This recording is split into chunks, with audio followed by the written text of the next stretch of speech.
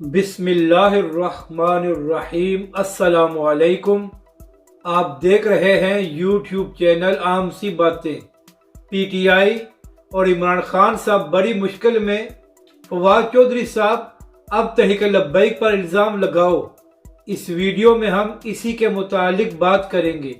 नाज़रीन कराम, थोड़ा अर्सा पहले की बात है कि फवाद चौधरी और शेख रशीद हर रोज़ प्रेस कॉन्फ्रेंस करके तहरीक लब्बैक पाकिस्तान और अल्लामा साद हुसैन रिजवी पर झूठे इल्ज़ाम लगाया करते थे।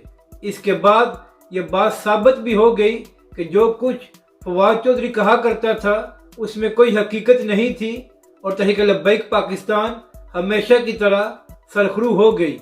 तो नाज़रीन कराम, पिछले 8 साल से इमरान खान साहब और पीटीआई पर फॉरेन फंडिंग का केस चल रहा था।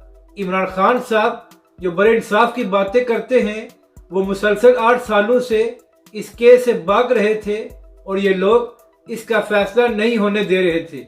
तो बिला आखिर 8 सालों बाद आज उस केस का फैसला होने जा रहा है।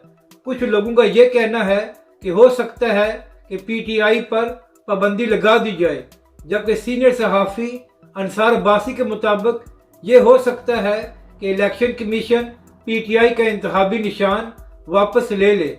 तो अब देखना यह है कि आज इलेक्शन कमीशन क्या फैसला करता है। मगर यह मकाफात अमल है कि कल तक जो लोग तहरीक लब्बैक पर इल्ज़ामात लगाया करते थे, आज खुद फॉरेन फंडिंग के जवाबात दे रहे हैं। अपनी राय का ज़रूर इजहार करें कि आपको ये वीडियो कैसी लगी और हमारे इस चैनल को भी सब्सक्राइब करें।